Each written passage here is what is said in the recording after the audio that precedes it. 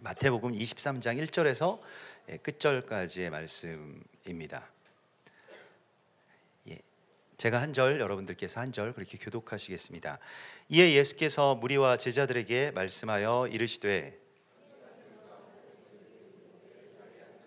그러므로 무엇이든지 그들이 말하는 바는 행하고 지키되 그들이 하는 행위는 본받지 말라. 그들은 말만 하고 행하지 아니하며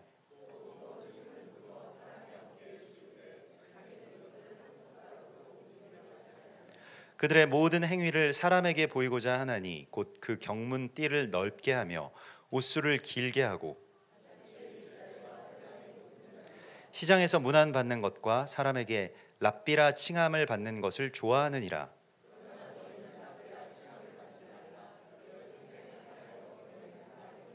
땅에 있는 자를 아버지라 하지 말라. 너희의 아버지는 한 분이시니 곧 하늘에 계신 이시니라.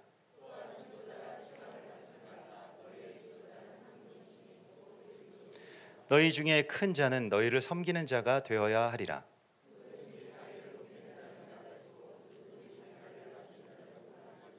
화 있을지저 외식하는 서기관들과 바리새인들이여, 너희는 천국 문을 사람들 앞에서 닫고 너희도 들어가지 않고 들어가려 하는 자도 들어가지 못하게 하는도다.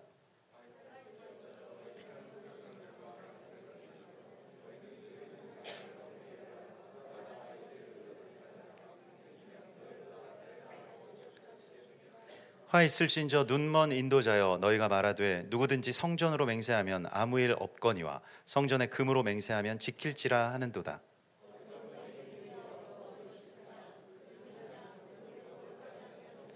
너희가 또 이르되 누구든지 제단으로 맹세하면 아무 일 없거니와 그 위에 있는 예물로 맹세하면 지킬지라 하는도다.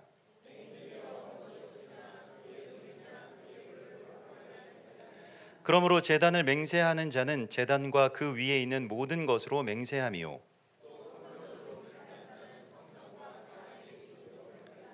또 하늘로 맹세하는 자는 하나님의 보좌와 그 위에 앉으신 이로 맹세함이니라.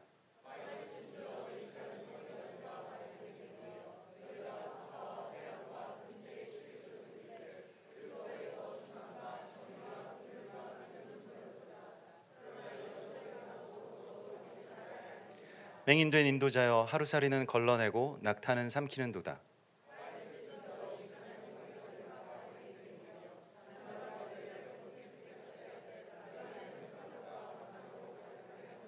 눈먼 바리새인이여, 너는 먼저 안을 깨끗이 하라. 그리하면 겉도 깨끗하리라.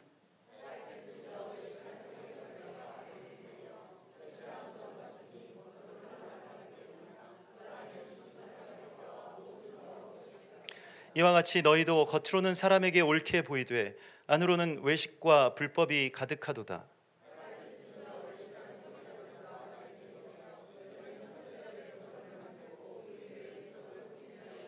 만일 우리가 조상 때에 있었더라면 우리는 그들이 선지자의 피를 흘리는 데 참여하지 아니하였으리라 하니, 너희가 너희 조상의 분량을 채우라. 그러므로 내가 너희에게 선지자들과 지혜 있는 자들과 서기관들을 보내매 너희가 그 중에서 더러는 죽이거나 십자가에 못 박고 그 중에서 더러는 너희 회당에서 채찍질하고 이 동네에서 저 동네로 따라다니며 박해하리라.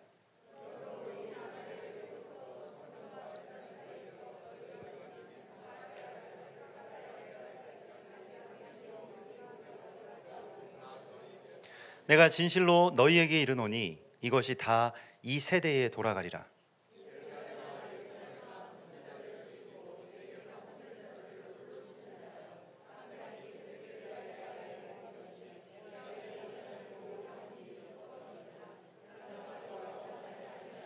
보라, 너희 집이 황폐하여 버려진 바 되리라.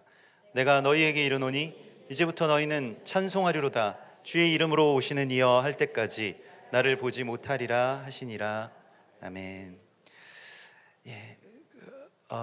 예수님 당시에 그 교회, 회당이라고 불리웠던 그 예배당에는 모세의 자리라고 하는 자리가 있었다고 합니다. 그래서 아주 큰 의자가 있어서 앞에 강대상 대신 그 모세의 자리가 있고 거기에 이제 뭐 회당에서 가르치는 랍비나 지도자가 그 자리에 이제 앉아서 말씀을 이렇게 강론하고 같이 이야기하는 것이 이제 그 회당 예배의 어떤 중심이었다고 하는데요. 뭐 한국 교회는 지금 점점 없어지는 추세여서 저희도 없습니다만은, 예전에는 우리가 이 교회에 처음 들어왔을 때는 큰 의자가 있었습니다. 뭐 제 키만한 의자가 있었어요. 그래서 이거 강대상도 이만한 강대상이 있었습니다. 높이 올라가 가지고.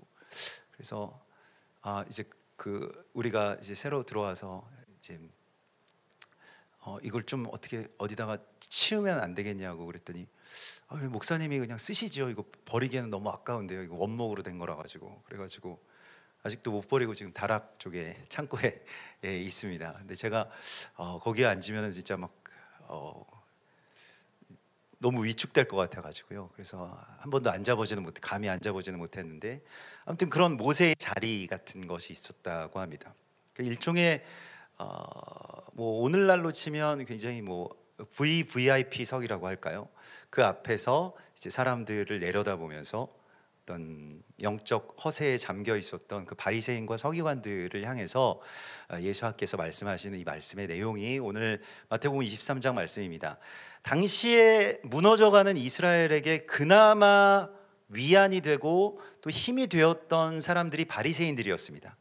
뭐 지금도 정통 유대인들은 그 바리새파의 어떤 뿌리를 두고 있습니다. 그래서 바리새파가 꼭 그 막 우리는 예수님을 대적하고 예수님 싫어하는 아주 문제 많은 사람들로 지금은 우리가 기독교에서는 우리가 그렇게 생각합니다만은, 당시 사람들에게는 많이 존경을 받고 꼭 필요한 어떤 그러한 사역자들로서, 그래서 바리새인과 서기관들 하면 우리는 딱 선입견이 좀 안 좋은 사람들 아닌가? 근데 그 당시에는 죄송스러운 말씀이지만 목사님과 선교사 뭐 이 정도 될 겁니다. 그렇게 하나님의 말씀을 맡고 사역을 하는 사람들이었다라고 하는 것이죠. 사람들이 많이 존경하고 많이 서포트도 하고요.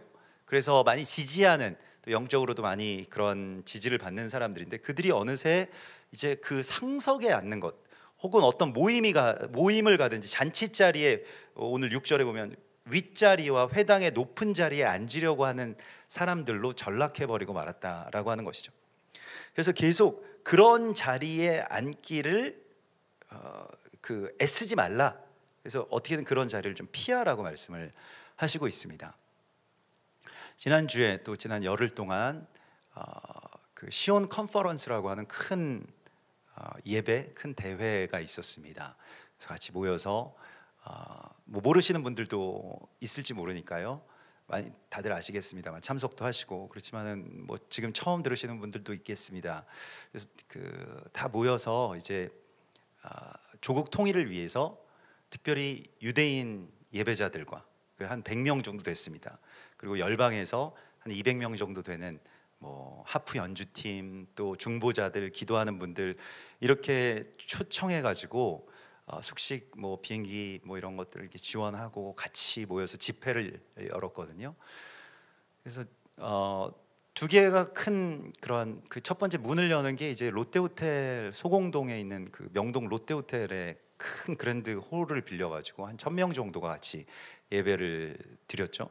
그리고 그 다음에 이제 뭐 수천 명이 모이는 시청 앞 광장에서 같이 모여서 또 조국 통일을 외치고요. 굉장히 귀한 하나님의 시간이었다고 생각이 됩니다. 여러분들도 다 이렇게 함께 하셔서 아시는 분들이 많으시겠지만요, 모르시는 분들을 위해서는 또 그렇게 뭐 간략하게 소개를 드리는데, 아무튼 그래서 그 첫 번째 그 큰 집회인 그 롯데호텔의 집회는 우리 교회나 뭐 저는 이제 참석을 원래 안 하려고 했습니다. 그래서 여러분들도 아마 거의 롯데호텔에 뵌 분이 우리 교회에서 한 가정밖에 없는, 롯데호텔에 오신 분 한 가정밖에 없는 것 같아요.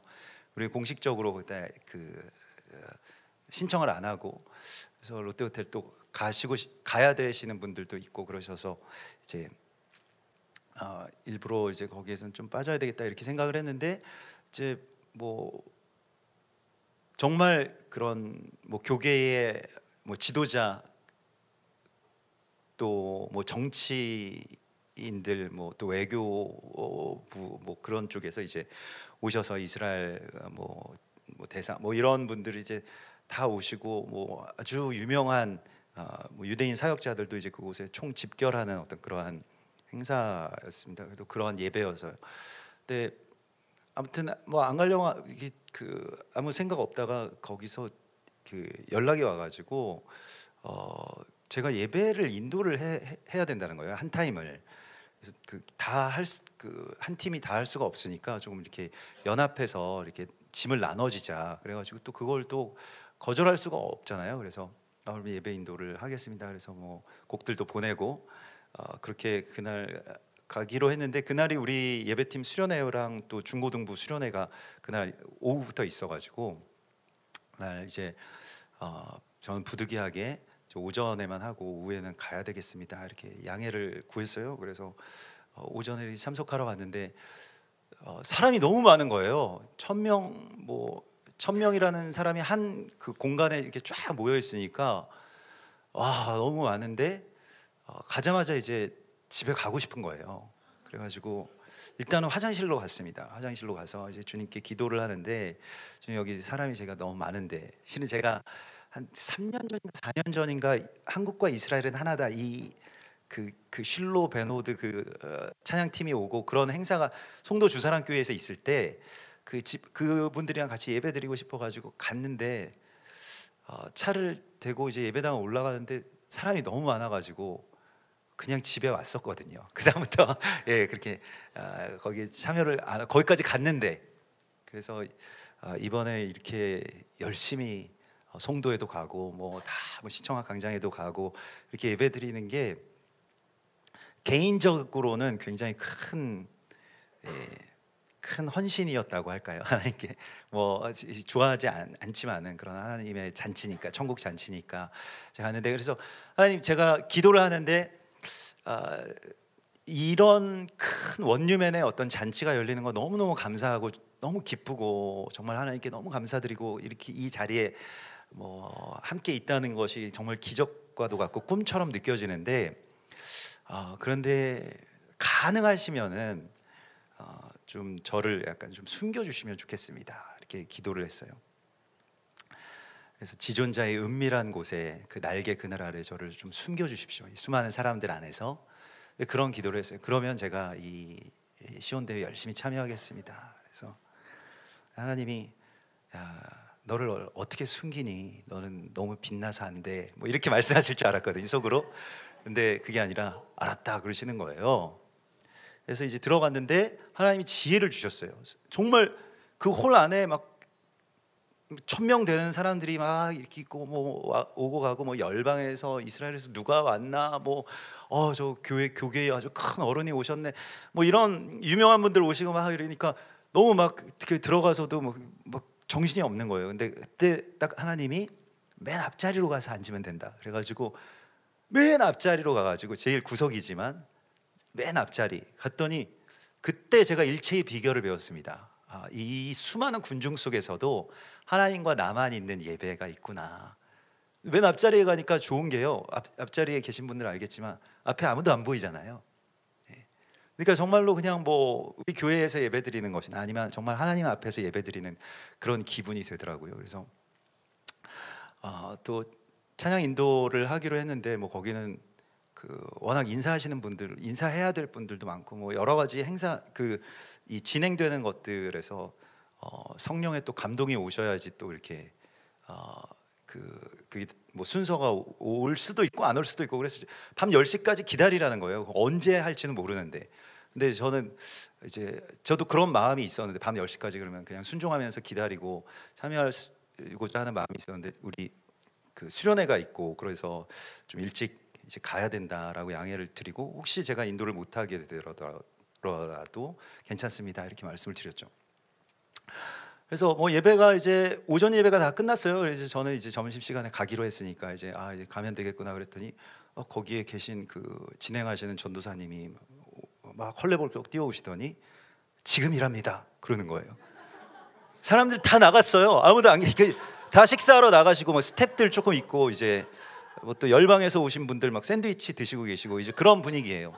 그러니까 황량하죠. 1,000명이 쫙 모여 있고 막 대단하신 분들이 막 축사하고 막 그러다가 싹 정말 식사 시간 되니까 다 빠져나가시더라고요.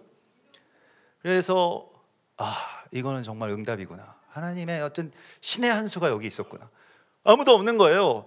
그래서 제가 찬양을 준비할 때는 1000명이 같이 할 수 있는 찬양을 준비했거든요.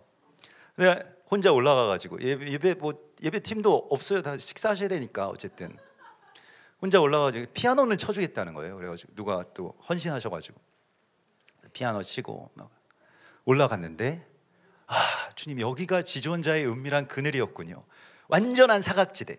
점심시간이어서 유튜브 중계도 안 하고, 그때 여러분들이 저를 보셨으면 정말 성령의 큰 감동으로 혼자서 막 여수와 군대처럼 혼자서 1000명 몫을 하는 거예요. 막 뛰어다니면서 애국가도 부르고, 막 우리 시청학 광장에서 했던 그 찬양들, 그거 막 댄싱해서 막 춤도 추고, 뭐 혼자서 막 난리가 난 거죠. 너무너무 좋아가지고 이거구나. 사람들의 어떤 시선이나 많은 사람들이 모였다, 큰 행사, 이런 게 아니라 하나님께서 우리에게, 나에게 원하시는 것은 정말 순전한 예배, 하나님만 바라보고 예배하는 것. 그래서 다음에 시청학 광장에 가서도 하나님 그런 마음을 동일하게 주셨어요. 그래서 이렇게 수천 명이 모여 있는데 정말 감사한 일이지만, 그곳에서 점도 없고 흠도 없이 순전하게 예배를 처음부터 끝까지 드릴 산 제물들이 필요하시구나. 그게 한세사람 교회구나. 그런 것을 깨닫게 됐습니다. 정말 우리도 그래서 제일 저 오른쪽에 앞쪽에 앉아가지고 같이 정말 그냥 예배만 드렸죠. 어디 뭐 그 인사하러 이렇게 올라가고 그럴 때 제가 일부러 어디 갔다 온 거 아시죠? 인사는 안 하고, 그래서 그냥 예배만 우리 드립시다. 그래가지고 끝까지 예배 드리는데 그렇게 감사하고 좋을 수가 없어요. 그래서 정말로 그 모든 것들에 대한 일체의 비결. 그래서 그걸 한번 통과하고 나니까, 그 시간들을, 또 그 예배들을 통과하고 나니까 너무 감사하더라고요. 그리고 또 어제도 말씀드렸다시피 뭐 다양한 사역자들, 다양한 분들 이렇게 올라오셔서 인사하시고 또 축사하시고 축복하시고 기도해 주시고, 이러한 모든 것들에 대해서 제가 개인적으로 이렇게 갖고 있었던 어떤 그런 교만한 판단들, 이런 게 혹시 있을지 모르잖아요. 그래서 그냥 좀 잘 우리랑 맞는 것 같지 않은데 뭐 이런 분들이 있을 수 있잖아요. 그런데 아무런 판단을 하지 않고 그곳에서 정말 감사하고 귀하게 그 모든 분들의 삶과 사역에 대해서 축복하면서, 또 감사하면서, 또 귀 기울여 들으면서 어떻게든 그렇게 함께 하려고 했습니다. 그게 우리가 할 수 있는, 제가 할 수 있는, 적어도 에하드를 위한, 원유맨을 위한 사역이라고 여겨졌기 때문입니다. 그래서 내가 올라가서 뭘 해야지라고 하는 것보다 저분들이 저렇게 올라오셔서 이렇게 말씀하시고, 이때까지 선배 사역자들로서, 또 동역자들로서, 이 동시대를 살아가는 사역자들로서 이렇게 이 세워서 가는 것을 위해서 또 같이 기도해야 되겠구나라고 하는 것에 대해서도 이제 생각하게 됐습니다. 그래서 참 감사한 시간들이었고, 여러분들도 그것에 너무 깊이 또 열정적으로 동참해 주셔서 너무 감사드립니다. 그래서 그냥 끝까지, 마지막 시간까지 함께 하기를 원했어요. 그냥 계속 예배하기를 원했습니다. 그래서 좀 시청 앞 광장이나 뭐 하여튼 뭐 그런 그 중요한 시간에만 이렇게 가고 다른 시간에는 안 가도 되지 않을까. 평상시 같았으면 그랬을 거예요. 딱 우리 하는 타이밍만 하고 집에 갔을 겁니다. 근데 계속 갔고, 그 이후에도 계속 가서 금요일 날 밤 12시 넘어서 그 기도하는 그 마지막 순간까지 계속 있었죠. 계속 하나님께 예배드리고, 또 사실은 그런 거 있을 때요, 처음부터 끝까지 계속 참여하는데 마지막 순간 있잖아요. 마지막에 사람들 막 다 이제 뭐 이스라엘로 본국으로 돌아가시고 좀 썰렁한 그때 마지막에 마지막 순서, 마지막 찬양, 마지막 축도 끝나고 나서 그때가 되게 되게 좋은 시간이거든요. 그때는 꼭 여러분들이 사모하셔야 됩니다. 이게 제가 약간 영업 비밀이긴 한데, 예. 그때 완전히 정말 하나님이 주시는 남은 은혜들이 있거든요.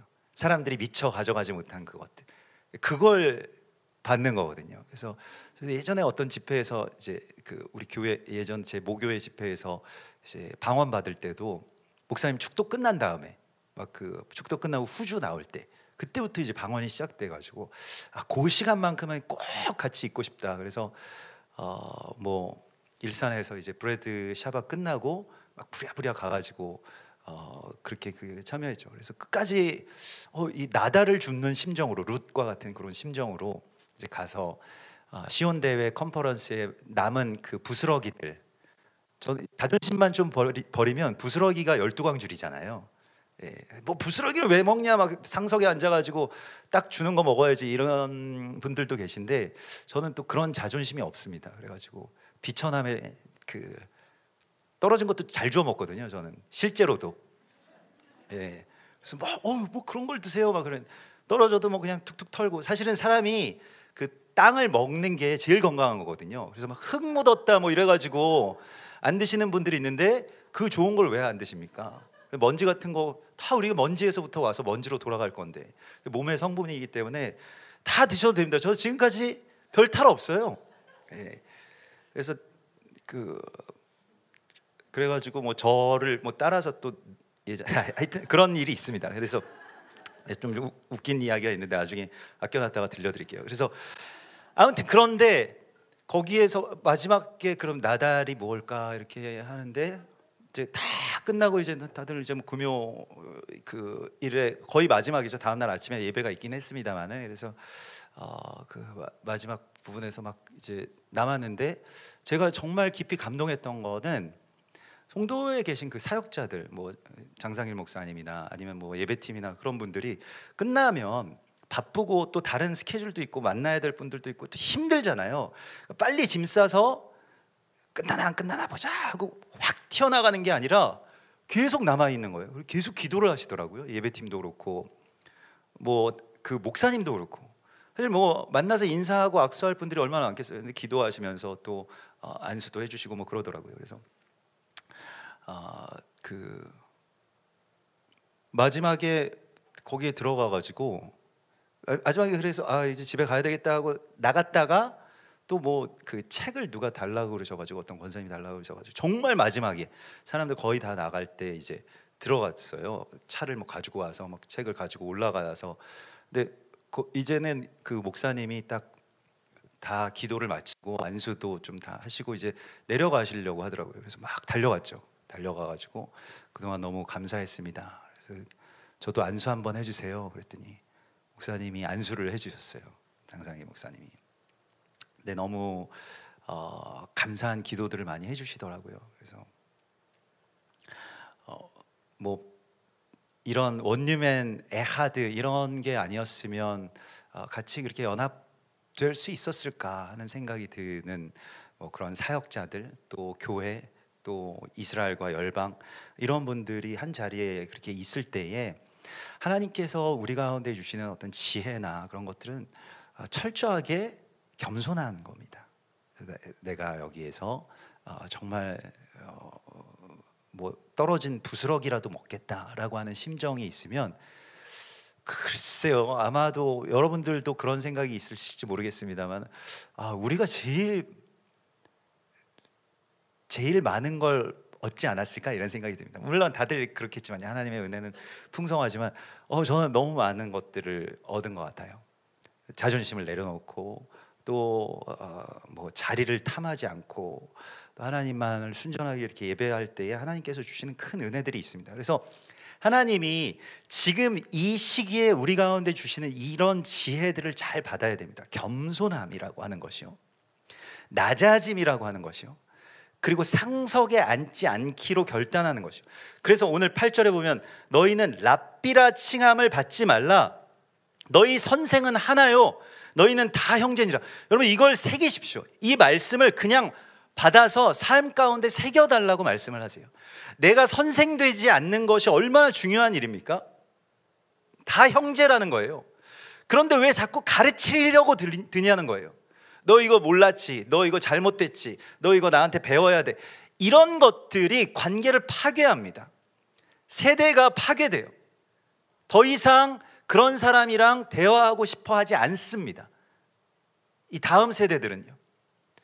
그래서 형제처럼 지내라는 거예요. 그러니까 뭐 우리도 동방 예의지국이니까 이제 친구는 조금 그럴 수 있어도 형제, 그러니까 형 정도. 이 뒤에서도 땅에 있는 자를 아버지라 하지 말라. 너희의 아버지는 한 분이시니 곧 하늘에 계신 이시니라. 그래서 아버지라 칭함을 받는다라고 하는 것에 대하여서요, 뭐 카톨릭에서도 대부, 뭐 godfather 뭐 이런 걸 부르고, 또 뭐 어떤 분들 뭐 사역하시다가 뭐 이분이 나의 영적 아버지시다 뭐 이런 말씀들을 하시는데 상당히 주의해야 되는 이야기입니다. 그런 거 없애라고 말씀을 하셨는데 왜 내가 무슨 누구의 아버지가 됩니까? 형 정도는 괜찮다. 이게 형제라는 거예요. 그래서 우리 아이들한테도 제가 물론 아버지지만 형같이 좀 이렇게 대해주고 있거든요. 아이들도 그냥 뭐 스스럼 없는 형처럼 이렇게 대하고. 그러면 어떤 분들은 이제 깜짝 놀라죠. 아이들을 왜 이렇게 그 규율 없이 키우시냐고. 뭐 지금 우리 성도분들은 그런 말씀 안 하십니다만 예전에 누군가 저한테 아무튼 걱정스럽게 하시는 말씀이 있어요. 애들이 그래도 예의를 배워야 되는데, 그래서 뭐 그 아버지의 그 아들들이겠죠. 뭐 제가 그렇게 말씀을 드렸어요. 왜냐하면 아이들이 예의를 갖추는 것은 아버지가 권위를 내세운다고 되는 게 아닙니다. 그러니까 아이들한테 영적으로나 삶에 대해서 본이 되면 아이들이 함부로 못해요. 제가 부모님한테 그랬거든요. 부모님이 저를 혼내시진 않는데 어려웠어요. 그 영권이라는 게 있더라고요. 정말로 뭐 크게 잔소리를 안 하시는데 항상 죄송했어요. 왜 그러냐면 이분들은 이렇게 기도하고 자신을 하나님께 완전하게 헌신하고 인격적으로 이렇게 훌륭한데 어떻게 함부로 대합니까?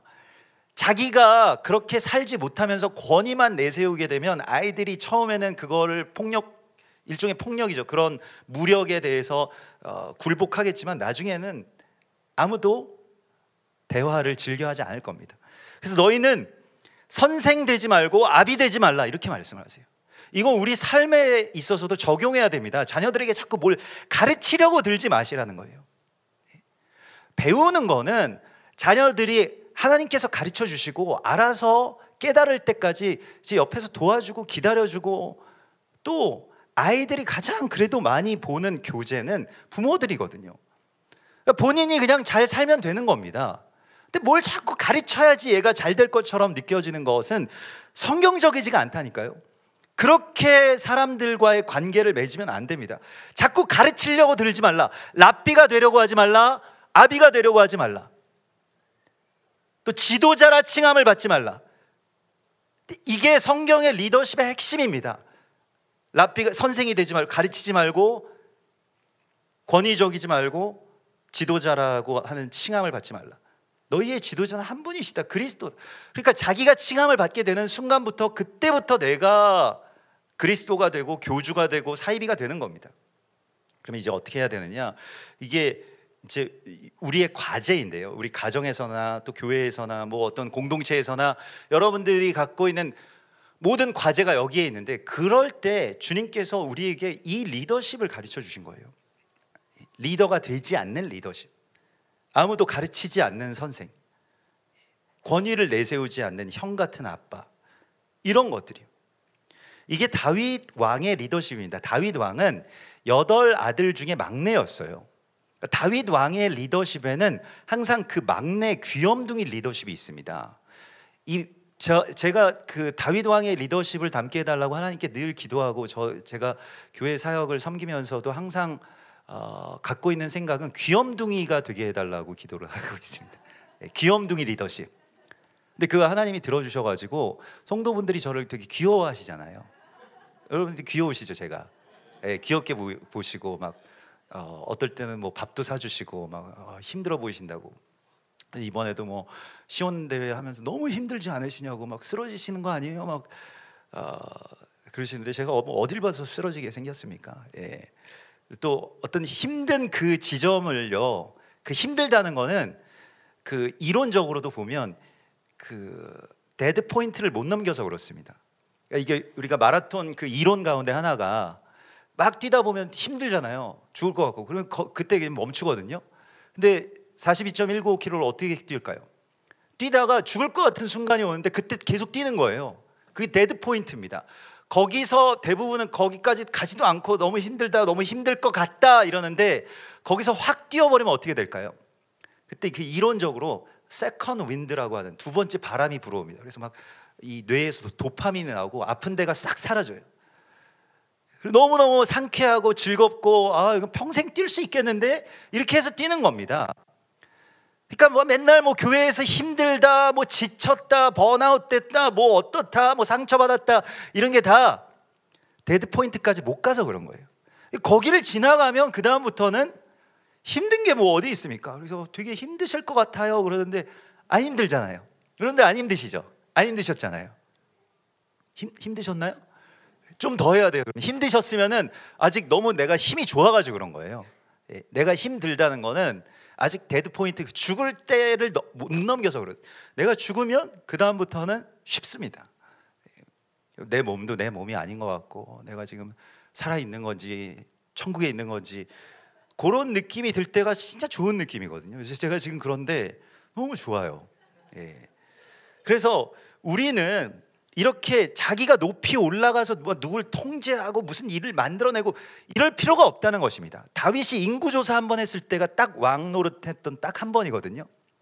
나머지는 다 막내 아들 리더십이에요. 그러니까 막내 아들한테 아버지가 시키는 거예요. 형들 잘 있나 가서 보고 와라. 요셉도 그랬죠. 다윗도 그랬죠. 가서 도시락 좀 전해주고 와라. 아버지, 저는 아버지 집에 막내 아들인데 왜 그런 걸 해야 됩니까? 이러지 않고 순종했잖아요. 우리도 이스라엘 그 장자 나라, 또 여러 나라, 또 여러 뭐 선배님들, 큰 교회들 작지만 귀염둥이처럼 가서 섬기는 거예요. 은혜도 전해주고 말씀도 전해주고 성령의 도시락 싸가지고 가가지고요. 그 우리의 몫이죠. 그러니까 이게 평생 동안 귀염둥이로 살면 얼마나 행복합니까? 늘 귀염받고. 그래서 저는 항상 여러분들이 저를 좋아하시는 것 같아요. 느낌에 볼 때마다 나를 되게 귀여워하시는 것 같다.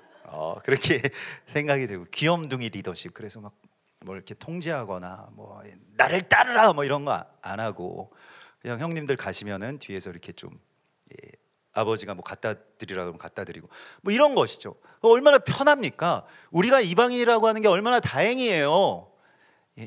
유대인이 장자고 막 힘들게 막 가서 싸우고 있고 뭐 죽고 멸망하고 뭐 이런 모든 일들 다 겪는데 우리 끝에서 이렇게 보다가 야 지금 가서 이제 전하면 돼. 가서 전하면 되는 것이죠. 그래서 우리에게는 이제 너희가 이 모든 시간들 속에서 뭐가 더 중요하고 뭐를 가벼이 여겨야 되는지 그게 바뀌었다는 거예요. 바리새인들과 서기관들에게는 그 많은 사역자들에게 많은 사람들 때문에 그 선후가 바뀌었다는 거예요. 중요한 건 따로 있는데 안 중요한 걸 중요하게 생각하고 있다는 것입니다. 그래서 오늘 설교 제목이 뭐죠? 모기보다 낙타가 크다. 그래서 모기는 낙타보다 작잖아요. 그런데 오늘 24절에 보면 맹인된 인도자요. 여기서 원래 모기인데 하루살이라고 번역을 했더라고요. 하루살이는 모기나 뭐 하루살이나 비슷한 사이즈는. 그래서 모기는 걸러내고 낙타는 삼키는도다. 그러니까 낙타 같은 그런 가증한 것들은 꿀꺽꿀꺽 막 한 마리씩 삼키는데 모기 그 조그만 거 그거는 굉장히 중요하게 생각한다는 거예요. 그래서 예수님이 뭐 아니 하나님의 아들이신데 오셔가지고 뭐 손을 닦고 드시나 안 드시나 뭐 이런 거 보고 있다는 거예요. 모기 같은 거. 근데 그런 게 저주입니다. 이미 거기에서 저주가 들어가는 거예요. 그러니까 율법의 작은 걸 중요하게 여기고 정작의 큰 거는 놓치게 되고 또 작게 여겨야 되는 걸 크게 여기고 크게 여겨야 되는 걸 작게 여겨가지고 완전히 바뀌게 되는 거예요. 이게 대적이 하는 그 기만이 바로 여기에 있습니다. 오늘 23절에 화 있을진저 외식하는 서기관들과 바리새인들이여 너희가 박하와 회향과 근체의 11조는 들이되. 민트 좋아하시는 분들 있죠. 민트 티 할 때 그 민트 있잖아요. 민트 잎사귀. 그 박하거든요. 그러니까 민트 그 잎사귀를 다 헤아려 가지고 그 중에 10분의 1은 하나님께 드렸다는 거예요. 그럴 정도로 11조를 하는데, 야 그거 다 쓸데없는 일이야, 그냥 중심만 챙겨. 예수님께서 그렇게 말씀하신 것이 아니라 너희는 그들이 하는 이 일도 하고 저것도 버리지 말아야 할지니라, 이렇게 말씀을 하십니다. 그래서 본질도 중요하고 내용도 중요하지만 거기에서 행하는 거, 그거는 너희가 배워라, 이렇게 말씀을 하신 거예요. 그래서 율법의 가장 큰 것이 무엇이냐 하면, 그 예전 번역이 정말 멋있는데 지금 여기서는 좀 이게 이해를 돕기 위해서 개역 개정에서는 이렇게 율법의 세 가지, 제일 중요한 세 가지, 율법의 진짜 낙타, 진짜 큰 게 무엇이냐, 세 가지의 주제를 딱 예수님께서 말씀하셨어요. 의, 인, 신, 이것입니다. 23절에 보면 나와요. 정의와 긍휼과 믿음, 이렇게 되어 있는데 한자식 표현이 저는 너무 마음에 들더라고요. 의, 인, 신. 외우기도 쉽잖아요. 의와 인애와 믿음, 이게 율법의 핵심 중에 핵심이고 가장 큰 것입니다. 의는 무엇이냐라고 하면, 의는 공의를 말하는데요. 이거 짜딕이라고 하고, 그래서 아도나이 찌두게누라고 할 때 이 찌두게누가 짜딕에서 나온 거죠. 근데 이 공의는 무엇이냐면, 우리가 지난주에도 이 재판관들 쇼프팀 재판에 대해서 나눌 때에 공평하다는 것입니다. 저스티스라고 하는 것은 공평해야 돼요. 공평한 저울과 공평한 저울추를 사용해라, 계속해서 말씀하시죠. 부자들이든 가난한 사람들이든 뭐 신앙의 뭐 정도 차이 이런 거 없이 다 공평한 저울추를 사용하는 게 공의입니다. 그럼 공평한 저울과 공평한 저울추는 무엇이냐면, 공평한 저울이 십자가고요, 공평한 저울추는 십자가에 달리신 예수 그리스도이십니다. 그게 그걸 사용하는 거예요, 남들을 판단할 때. 그래서 내 기준을 사용하지 않는 것, 그게 이제 공의이고요. 또 뭐 여기에서 파생되는 여러 가지의 것들이 있습니다. 근데 또 두 번째가 긍휼이죠. 인이라고 불리워졌던 그 긍휼, 오늘 여기서 나훔이라고 하는 게 이제 히브리 말로 긍휼인데요. 이 나훔은 위로한다는 뜻입니다. 그래서 가버나훔 하면, 예수님께서 왜 가버나움에서 이 사역을 주로 하셨는지를 우리가 알게 됩니다. 그 나훔의 마을이라는 뜻이거든요. 위로의 마을. 근데 내 백성을 위로하라고 하실 때에 그 위로해야 될 사명은 이방인들에게 있습니다. 이방인들에게 주신 말씀이에요. 너희는 위로하라, 위로하여라, 내 백성을 위로하라. 여러분, 위로하는 자가 된다는 것은 어떤 것일까요? 괜찮아, 다 잘 될 거야, 내가 너를 위로한다.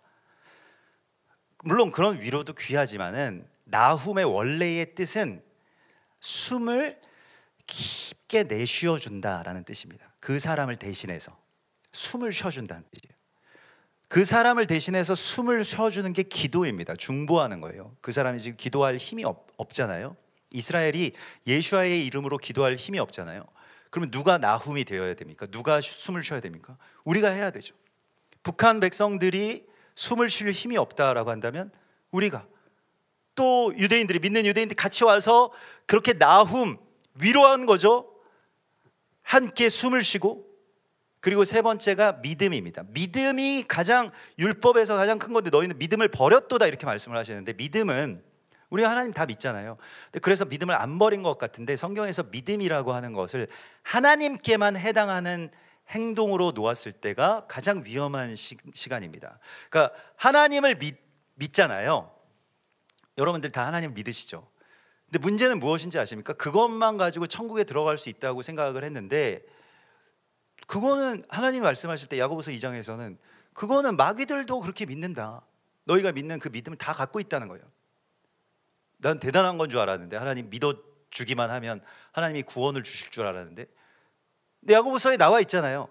물론 의인은 오직 믿음으로 말미암아서 구원을 얻는다라고 하는 그 말씀의 신비도, 그래서 하나님의 존재에 대해서 믿으면 천당 간다라고 하는 그런 이야기가 아닙니다.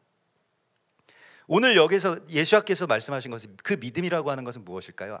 하나님을 믿는 그 믿음을 사람들에게 가져가는 것입니다. 그래서 내가 이 사람을 믿을 수는 없지만 이 사람을 향하신 하나님을 믿잖아요. 그러면 기다려줄 수 있잖아요. 지금 현재 가지고 내가 전부 심판해버리지 않아도 되는 것입니다. 그게 믿음입니다. 그러니까 조국은 너를 믿는다, 이렇게 뭐 군대에서 그거 써놓으신 분들, 뭐 군대 그런 거 썼었어요? 현역이었어요. 네. 조국은 너를 믿는다, 훈련소에 써져 있나?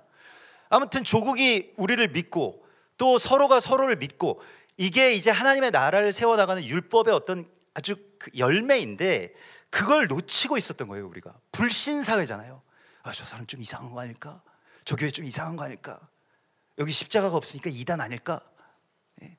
심지어는 저를 잘 아는 분들도 이번에 뭐 책이 나와서 책을 뭐 그분한테 뭐 선물해 준다고 하면서 거기 이단이라고 막 그랬다고, 거기 가지 말라 그랬다고 그래가지고, 이제 예전에 같이 이제 뭐 잘 아는 분들이죠. 근데 지금은 조금만 나랑 조금 다른 것 같으면 다 이단, 뭐 아니면 뭐 이렇게 되는 것입니다. 그래서 우리가 지금 이 시대에 하나님의 나라에 어떤 혁명을 일으킨다라고 하는 것은 이 불신을 부추기는 이 세대 가운데서 우리는 하나님을 믿기 때문에 사람을 믿을 수 있는 것입니다. 그 믿는다라고 하는 것은 그냥 그래 내가 널 믿지, 너 참돼, 뭐 이렇게 믿는 것이 아니라, 믿는다는 것은 하나님 안에서 기대하는 것입니다. 그래서 믿음은 바라는 것들의 실상이라고 말씀을 하시잖아요.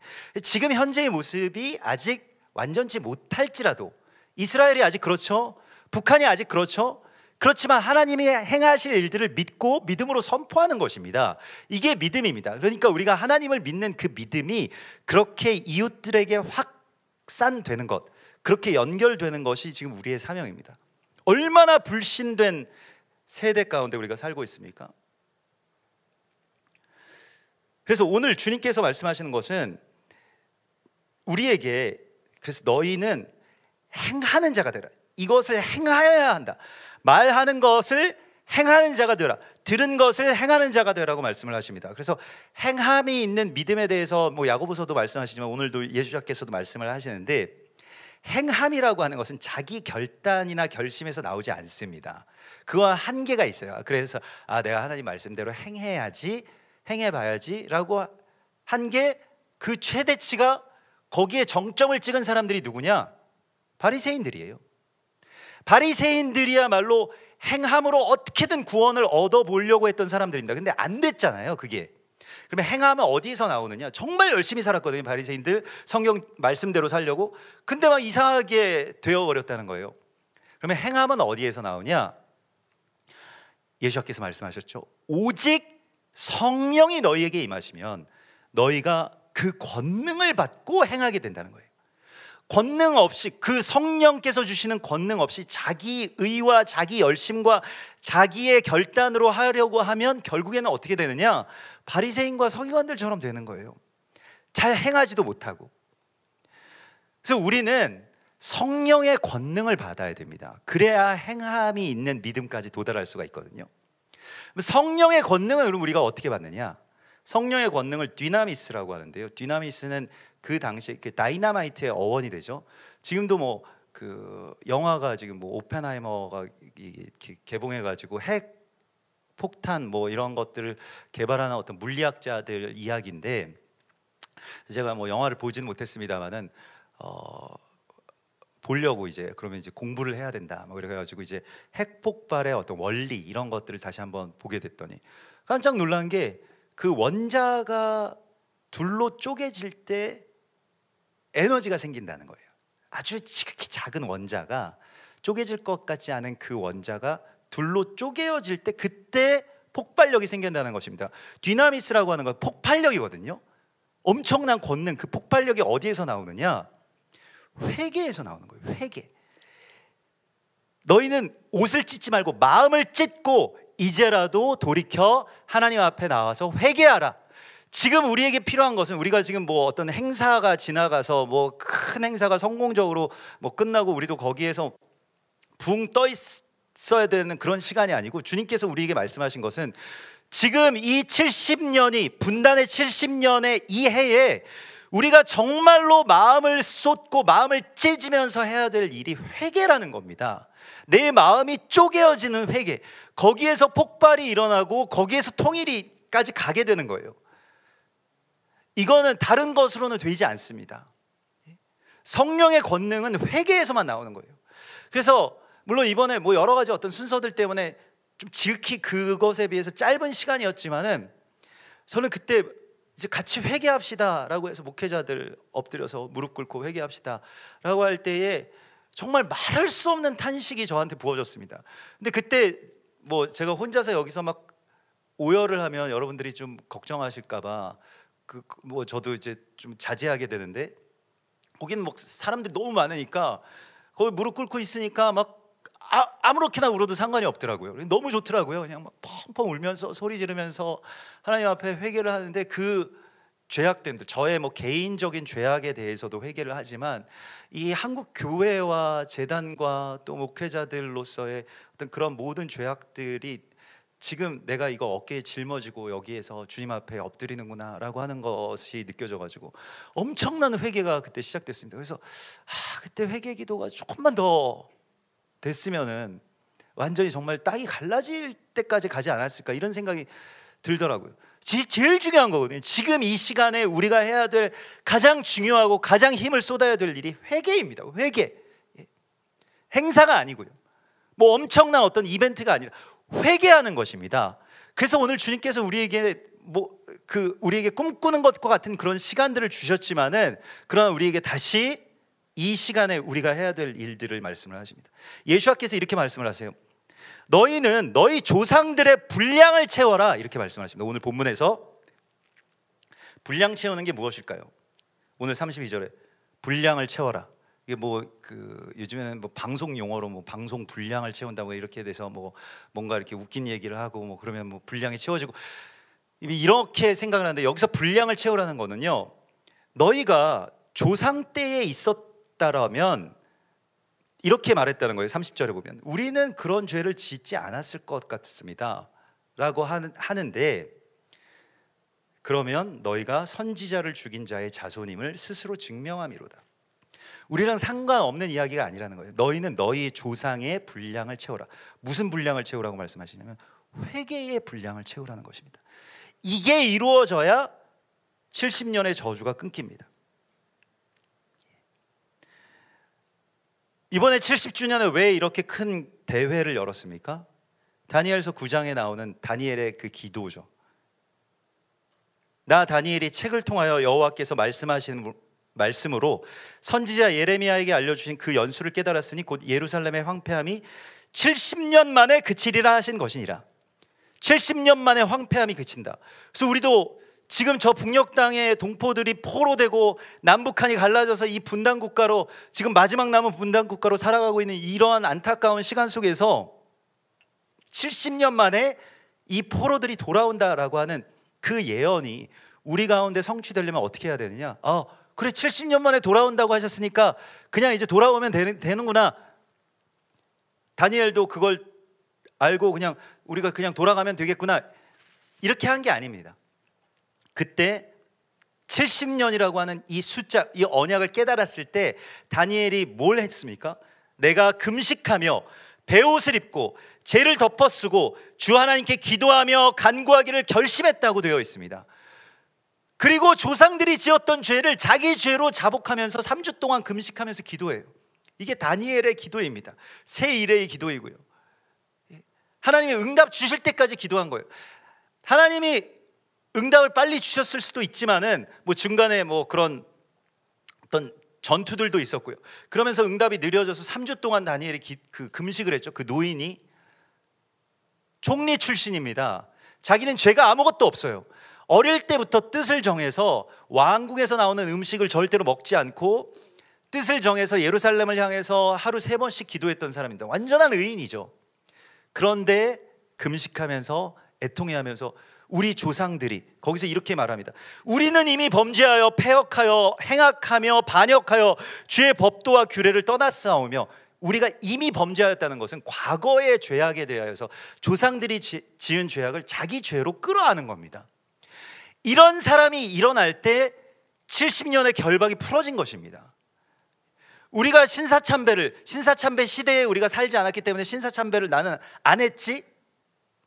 그 죄악의 결과에서 자유로울 수 있을까요? 그게 분단인데. 여러분, 저도 마찬가지고요, 우리 교회도 마찬가지고요, 신사참배 시대에 살았다라고 한다면 신사참배를 안 했을까요? 안 하셨을 수도 있겠죠. 그러나 저는 우리 그 시온 컨퍼런스에서도 오셨던, 지금은 이제 저 장신대 은사님인데 주승준 교수님, 근데 지금은 이제 주한 장로교회 담임 목사셔서 또 그때 많은 분들과 함께 오셔서 같이 예배 참석하셨는데, 그분이 주기철 목사님 손자이신데 예배학 교수였습니다. 그래서 장신대에서 예배학 들을 때 맨 마지막 시간 항상 주기철 목사님에 대해서 집안 어른들한테 들었던 말씀들을 쭉 증언을 해주셔요. 그러면 지금 생각해도 그런데 들을 때마다 막 통곡이, 막 몸이 떨리면서 통곡이 납니다. 지금 생각만 해도 저도 통곡이 나오려고 그래요. 왜 그러냐면 뭐 그런 인간적인 연민을 다 넘어서서, 근데 그런 거죠. 주기철 목사님이 그렇게 막 옥중에서 뭐 고문도 당하고 고초를 당하시는데 혼자서 그걸 막 견뎌 내시는데, 나중에 도저히 거기에 대해서 우리는 신사참배는 도저히 할 수 없다, 이거 계속 끝까지 버티니까 남은 분이 뭐 북한에서 한 분이잖아요. 주기철 목사님만 이제 오면 되는 거예요. 근데 안 그러니까 나중에는 그 사모님이랑 아이들을 면회를 시켜주면서 그 면회장에서 고문이 시작됐다는 거예요. 애기 하나 강포에 싸서 등에다가 메고, 하나 코 올리게는 이제 7살짜리 아들, 첫째 아들 손 붙잡고 면회를 가서, 뭐 얼굴이 말이 아니죠. 근데 그 면회하고 있는데 뭐 기도합니다, 이렇게 면회하고 있는데 일본 이제 그 고문관들 들어와 가지고 이제 고문을 하기 시작하면 막 자기 남편을, 자기 아빠를 막 사정없이 후드로 패고, 그런 걸 보면서 이 아들은 실어증에 걸려가지고 나중에 남쪽으로 내려와서 한참 동안 말을 못 하셨대요. 근데 하나님이 또 풀어주셔가지고 잘 그 후손들이 잘 그래도 하나님 안에서 이렇게 회복되시고 잘 사시지만은, 그런 말씀들을 들을 때마다 내가 과연 그 처지였으면 끝까지 그렇게 남을 수 있었을까? 우리나라에 한 분 남았는데, 북쪽에 주기철 목사님, 또 남쪽에 손양호 목사님, 물론 뭐 무명한 여러분들도 계시겠습니다만은요. 근데 그런 거에 대하여서 어떤 분들은 그냥 쉽게 판단하는 거예요. 저 사람들 다 신사참배했던 사람들이야, 뭐 그렇게 해서 교단도 세우고 막 그랬죠. 그러니까 다 정죄하고 심판하고 그런 사람들 다 쓸어버리고 우리 새롭게 시작해야 돼, 뭐 이런 거죠. 그러면 주님께서 오늘 우리에게 묻고 계신 것입니다. 그때 네가 있었으면 너와 너의 가정은 그걸 견뎌내면서까지 그 믿음을 지켰을까라고 하는 거에 대해서, 저는 그 말씀을 들을 때마다 제가 두렵고 떨리고 막 사시나무 같이 떨리는 그 이유는 저는 그럴 자신이 없기 때문입니다. 그 시대에 태어나지 않은 것이 그냥 다행일까요? 그게 아닙니다. 그 시대의 그 범죄를 계속 우리가 같이 이어오고 있는 거예요. 그러니까 그 조상들만 지은 죄가 아닙니다. 그게 지금 분단으로 나온 거 아닙니까? 평양이 대부흥운동의 근원지였습니다. 이 아시아에서 부흥이 일어나고 회개가 일어나고 엄청난 일들이 일어났던 곳인데 왜 거기가 지금 대적의 소굴이 되었을까요? 멸망에 가증한 것이 거룩한 곳에 아직까지 70년 동안 서 있는 것입니까? 왜 그랬을까요? 우리가 다 우리의 이익을 추구하고 우리의 안전을 추구하고 나만 생각하는 그 신앙으로 다시 회개했기 때문입니다. 하나님만 바라고 하나님 앞에 내 목숨과 삶을 완전하게 내어드리는 그러한 성령의 능력을 끝까지 붙들지 못했기 때문입니다. 근데 거기에 대해서 지금 70년 후에 다니엘이 회개했을 때, 금식했을 때 그 포로들이 돌아가는 역사가 열린 것입니다. 그냥 70년 지났으니까 된대, 이게 아니라는 거예요. 그래서 그러한즉 우리 하나님이여, 다니엘서 9장 17절에 지금 주의 종의 기도와 간구를 들으시고 주를 위하여 주의 얼굴빛을 주의 황폐한 성소에 비추시옵소서. 다니엘이 얼마나 절절하게 기도합니까? 뭐 부족할 게 없는 사람입니다. 자기는 오히려 포로들이 안 돌아가면 더 좋을 사람이에요. 이미 바벨론에서 최고 권력자이기 때문에. 근데 그가 이렇게 가난한 마음으로, 애통한 마음으로 회개하기 시작했을 때 70년의 포로 생활이 끝난 겁니다. 통일이 그런 폭발적인 회개의 능력에서부터 시작됩니다. 여러분, 내가 회개해야 돼요. 우리가 계속 정죄하고 뭐 누구 때문이다, 뭐 주사파 때문이다, 뭐 동성애자들 때문이다, 계속 정죄하고 비방하는 거 오랫동안 해왔잖아요. 근데 왜 이때까지 안 됐을까요? 우리가 한 세 사람으로 그들의 죄를 내 죄로 품지 못했기 때문입니다. 그렇게 회개하지 않았기 때문이에요. 정죄는 있는데 회개가 없다라고 하는 것만큼 교회가 타락하는 경우가 없습니다. 우리 다시 회개를 회복해야 됩니다. 하나님께서 물론 이 시온대회가 끝났지만 통일이 된 건 아닙니다. 이게 시작이 돼서 우리가 이제 남은 분량을 채우라고 말씀하세요. 회개를 짧게 했잖아요. 그냥 목회자들만 짧게, 그 다음 순서들이 있으니까 짧게 했는지 모르겠습니다만 회개의 남은 몫을 우리가 채워야 됩니다. 눈물을 우리가 채워야 되고요. 이 애하들을 위해서 하나님께서 우리에게 그 찢어지는 마음으로 회개할 때에 정말 지극히 작은 원자같이 보이는 이 작은 교회와 작은 성도들과 작은 심령이 자신을 찢어서 드리는 그 회개의 기도에 하나님께서 핵폭발과 같은 엄청난 위력을 이 땅 가운데 행하실 것입니다. 저 북녘 땅 가운데 행하실 것입니다.